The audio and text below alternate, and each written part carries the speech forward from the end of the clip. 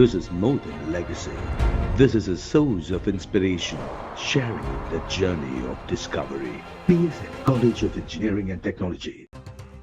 மூன்றாவது முறையாக நரேந்திர மோடி பிரதமராக பதவியேற்க இருக்கிறார். அதனை ஒட்டி டெல்லியில் பிரம்மாண்டமாக ஏற்பாடுகள் செய்யப்பட்டு வருகின்றன. விவரங்களை வழங்குவதற்காக செய்தியாளர் ராஜீவ் இணைப்பில் இருக்கிறார்.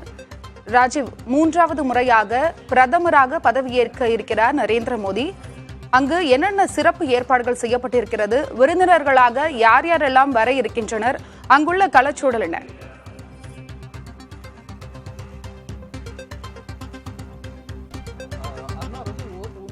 ஒரு சில மணி நேரங்களிலே வந்துட்டு பதவியேற்பு விழாவானது தொடங்க இருக்கின்றது.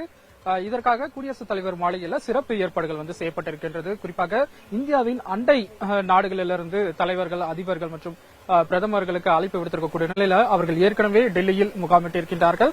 இதை தவிர பல்வேறு கட்சி தலைவர்கள், அதே போல தேசிய ஜனநாயக கூட்டணியுடைய உறுப்பினர்கள் என பலரும் வந்துட்டு இந்த பிரதமர் பதவியேற்பு விழாவிற்காக அழைப்பு விடுக்கப்பட்டிருக்கின்றது. இவர்களை தவிர பல்வேறு துறைகள், குறிப்பாக திரைத்துறை, அதே போல பிரபலங்கள் என பலரும் வந்துட்டு இதற்காக அழைக்கப்பட்டிருக்கின்றார்கள். 10,000 பேர் வரை இந்த ஒரு விழாவில் வந்து பங்கேற்கலாம் என எதிர்பார்க்கப்படுகின்றது.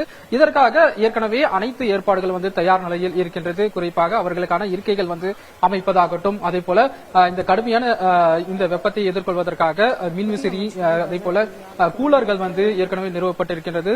அதே போல சிவப்பு கம்பள வரவேற்பு அளிப்பதற்காக வந்துட்டு ஏற்பாடுகள் வந்து செய்யப்பட்டிருப்பதாக சொல்லப்பட்டிருக்கின்றது.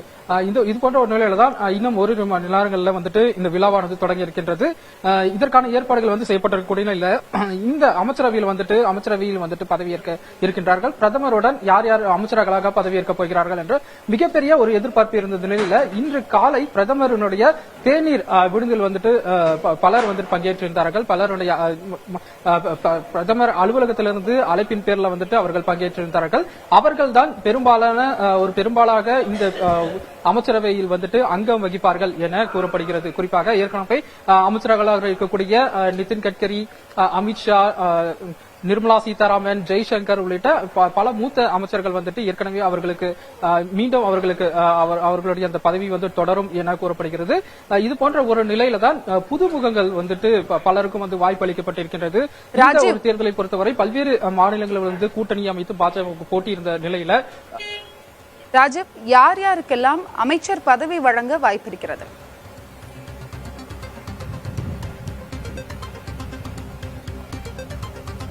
கட்டாயமாக, அதாவது தமிழகத்தில் இருந்து பார்ப்போம். தமிழகத்தை பொறுத்தவரை எல் முருகன் அவர்களுக்கு மீண்டும் அந்த வாய்ப்பானது வழங்கப்பட்டிருக்கின்றது. நாம் தற்போது இருக்கக்கூடிய இடம் கூட எல் முருகன் அவர்களுடைய இல்லத்தில் தான் நாம் இருக்கின்றோம்.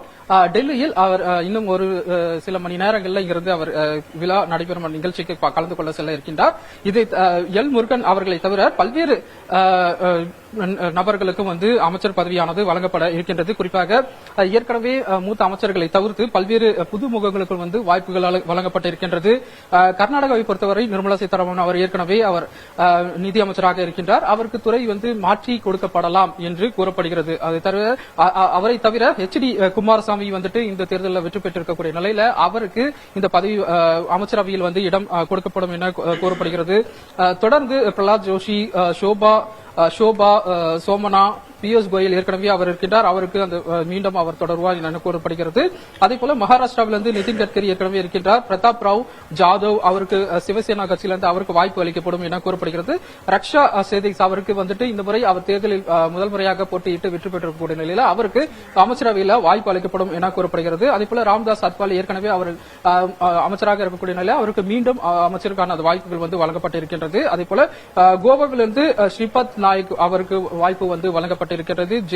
ஜம்மு காஷ்மீரிலிருந்து ஜிதேந்திர சிங் அவருக்கு வந்து மீண்டும் வாய்ப்பானது வழங்கப்படும் என கூறப்படுகிறது. இமாச்சல் பிரதேசத்திலிருந்து JP நட்டா, பாஜகவுடைய தேசிய தலைவராக இருக்கக்கூடிய JP நட்டா அவர்களுக்கு மீண்டும் அந்த அமைச்சரவையில் வாய்ப்பு வழங்கப்பட்டிருக்கின்றது. அதே போல மத்திய பிரதேசத்திலிருந்து முன்னாள் முதல்வர் சிவராஜ் சிங் சௌஹான் அவருக்கு, அதே போல ஜோதிராதித்ய சிந்தியா, வீரேந்திரகுமார் உள்ளிட்ட பலருக்கும் வந்துட்டு இந்த ஒரு அமைச்சரவையில் வந்துட்டு மீண்டும் வாய்ப்புகள் வழங்கப்படும் என கூறப்படுகிறது.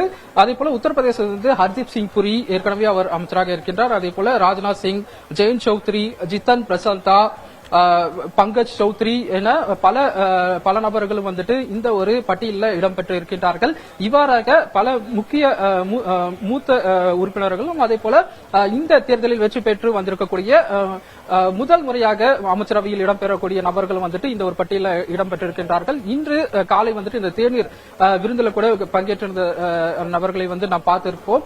அவர்கள் பெரும்பாலான இவர்கள் தான் இந்த ஒரு அமைச்சரவை பட்டியலில் வந்து இடம்பெறுவார்கள் என கூறப்படுகிறது. அதே போல ஏற்கனவே இருக்கக்கூடிய அமைச்சர்களுக்கு இந்த தற்போது அவர்களுக்கு வழங்கப்படும் அந்த துறையானது மாற்றி வழங்கப்படுமா என்ற ஒரு கேள்விக்குறி இருக்கிறது. எதுவாக இருந்தாலும் அந்த அமைச்சரவை அந்த பதவியேற்பின் போது அவர்களுக்காக எந்தெந்த இலாக்காக்கள் வந்து ஒதுக்கப்பட்டிருக்கின்றது போன்ற விஷயங்கள் விவரமாக அறிவிக்கப்படும். இவ்வாறாக இந்த ஏற்பாடுகள் செய்யப்பட்டிருக்கக்கூடிய நிலையில இன்னும் சிறிது நேரத்தில் எல் முருகன் அவர்களும் வந்து இங்கிருந்து குடியரசுத் தலைவர் மாளிகைக்கு புறப்பட இருக்கின்றார். அவருடன் வந்துட்டு பல்வேறு மாவட்டத்திலிருந்து வந்திருக்கக்கூடிய பாஜகவினுடைய உறுப்பினர்கள் வந்துட்டு அவருடன் செல்ல இருக்கின்றார்கள். அதே போல பல அமைச்சர்கள் புதிதாக பதவியேற்கக்கூடிய அமைச்சர்கள் வந்துட்டு தற்போது அங்கு விழா நடைபெறும் அந்த பகுதி குடியரசுத் தலைவர் மாளிகைக்கு தற்போது சென்று கொண்டிருக்கிறார்கள். இவர்களை தவிர உலக நாட்டு தலைவர்கள் வந்துட்டு இந்த விழாவில் பங்கேற்பதற்காக டெல்லி வந்திருக்கக்கூடிய அவர்களும் வந்துட்டு தங்கியிருக்கக்கூடிய அந்த விடுதிகளிலிருந்து தற்போது வர தொடங்கி இருக்கின்றார்கள். சரியாக 7:15 மணிக்கு வந்துட்டு பிரதமர் பதவி ஏற்றுக்கொள்கிறார். பிரதமராக நரேந்திர மோடி அவர்கள் வந்து பதவி ஏற்றுக்கொள்கின்றார். மாலை 6 மணி முதல் வந்துட்டு அனைவரும் வந்துட்டு வர தொடங்குகிறார்கள். அதிகப்படியான நபர்கள் வருவதன் காரணமாகவும் அதற்கான முன்னெச்சரிக்கை நடவடிக்கையாக அனைத்து ஏற்பாடுகள் போக்குவரத்து மற்றும் அதே போல அவர்களுக்கு தேவையான அடிப்படை வசதி போன்ற அனைத்து விஷயமும் வந்துட்டு ஏற்கனவே செய்யப்பட்டிருக்கக்கூடிய நிலையில சரியாக 7:15 மணி அளவில் வந்துட்டு நரேந்திர மோடி அவர்கள் 3வது முறையாக பிரதமராக மீண்டும் பதவியேற்கிறார். அருணா, உங்களுடைய தற்போதைய தகவலுக்கு நன்றி Rajan. This is more than a legacy. This is a source of inspiration, sharing the journey of discovery. PSN College of Engineering and Technology.